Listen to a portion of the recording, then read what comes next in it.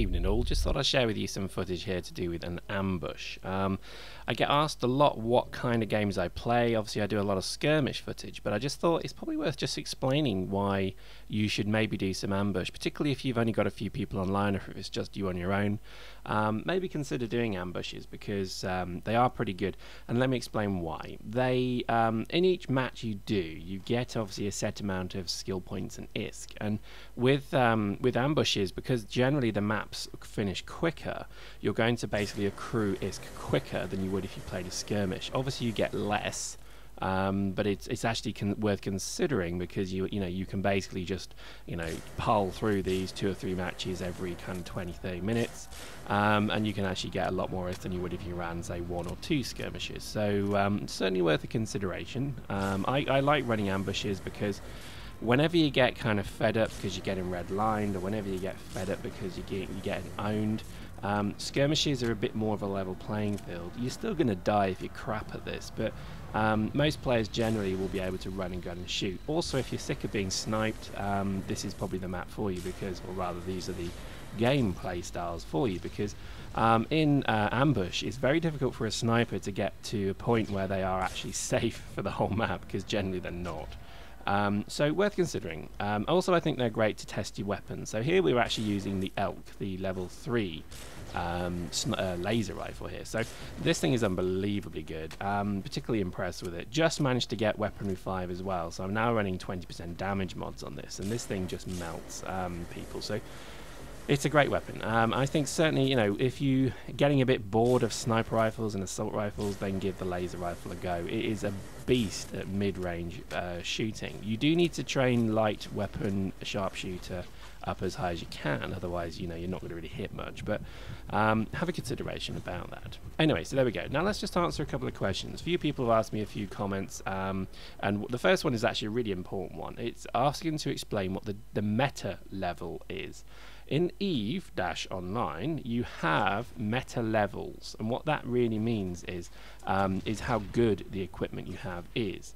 And it works basically on a tier system, and that's where you have, for example, tier 1 could be, in this case, tier 1 is militia, tier 2 is then basic, tier 3 could then be, enhanced, tier 4 could be complex, and so on. And then tier 5 could actually be officer, as we would call that. Now, all it really relates to is how good the equipment is. You need more CPU to use some of these high-end weapons, and that's done on purpose because you don't want to have people just skilling up to level 5 sniper rifle and getting the level 5 sniper rifle without having to then have a bit more of a headache to fit it, because CCP I guess are trying to make it so that you have to specialize a bit more than you would with militia gear. Militia gear is low damage, easy fit stuff, so that's why it's a bit sort of, I guess, easier to use. Having said that, militia gear is actually more CPU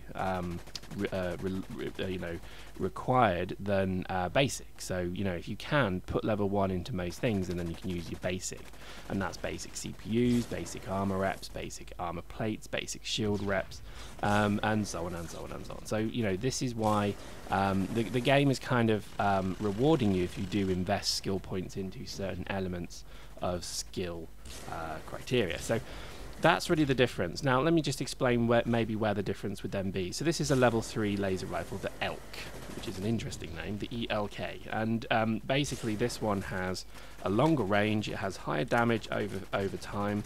It has, I think, the same size chamber, but on some of the other guns they have a different size, and really that's kind of what you're doing here, is you're just not using the crappy stuff anymore, you're using the better stuff.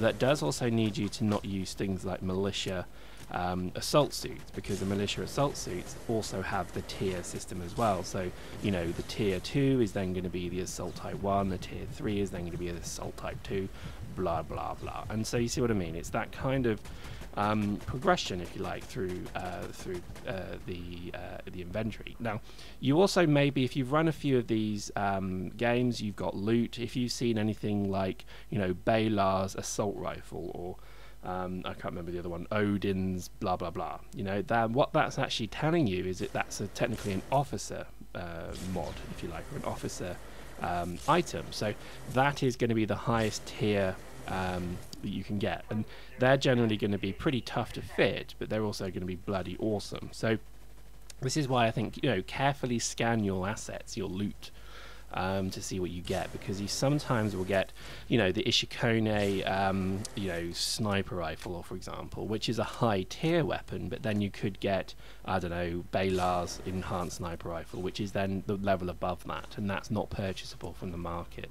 So it's worth bearing in mind, because eventually when we're allowed to sell these, you know, these beautiful bounties we get, you're going to be able to make quite a lot of ISK from that. So, you know, don't just don't dismiss your assets, because you're likely picking up a lot of good stuff that you're just forgetting about because maybe you're not skilled to use it yet, or whatever it may be.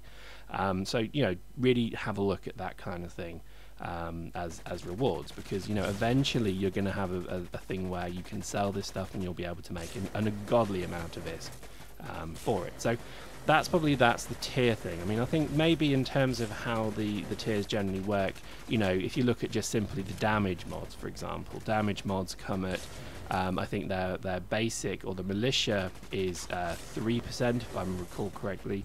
The basic, or the enhanced damage mod is, I think, I'm going to look very stupid now, I think 6, and then the complex, which is the good one, is 10% damage mod. So, you know, this is why, you know, it's and you can have Aurum variants of this. So, for example, the CPU enhancer is totally different. They operate on the same scale, but obviously different percentages. But again, the rule applies. So when it comes to meta level, the higher the better. And that's true of Eve. That's how CCP roll. They have Tech 1, Tech 2, Civilian, and so on. So, you know, they basically have tiers, if you like, you know, where they basically set equipment to be, and that's really part of the progression system, because what you want to eventually do is move up, and, you know, like I was using a heavy or a laser assault rifle, or whatever this is called. The next level up was then this ELK assault rifle, a laser rifle. The next one above that is going to be, I think, a prototype one, and so on. So that's really what you're trying to do. Now, obviously, there's going to be issues with that, because if you die a lot, then you don't want to be fitting really expensive gear to every suit. So this is where, again, I would stress there's a real benefit to you with fitting. You know, if you like minigunning, for example, have one suit which is your general day-to-day minigunning, off to work, 9 to 5, minigun here, minigun there, but it's relatively cheap. Then have your really good, you know, top-end minigun suit below it. So call the first one 01, call the next one 01A or something. Because when you then have a round where you're redlining someone, or if you actually just feeling like you want to really kind of go for it, or a court battle or something, you then have the ability just to call in your good fit. So, you know, that's something I think is of, you know, real, you know, importance, because you don't want to use your day-to-day suits for stuff when you're just earning a few ISK like this. On, you know, you don't want to use them on court battles, because you want to generally try and win. So you want to try and use your good stuff on them. Same goes for any guns, same goes for any, you know, fits as well. I'd even say the same goes for your vehicles as well, because you could have your militia tanks just for your day-to-day stuff, and then you can have your, you know, quite expensive gun logi or whatever tanks for you know, for Sunday best, as we would call it. So it's worth considering. I think you know, you can certainly see how the you know, the game is there to kind of you know, it punish you for using equipment foolishly, but it will also reward you if you fit wisely. So, you know, there's nothing wrong with just spawning in a militia fit. If you really need ISK badly, just spawn in some of the starter fits and just run around like a loony in them, and because that's actually even better for you. You know, in the long run, because then you're not losing any ISK per round. So again, ISK management is pretty key. You'll find if you run these ambushes, you'll pretty much earn maybe 200k per round, maybe 250, and you'll get a moderate amount of skill points. But to be honest, you can run, you know, them in say 8-9 minutes, so therefore you can run 2 or 3 in the same time it'll take you to do a skirmish. So there we go. Hopefully that was of use to you.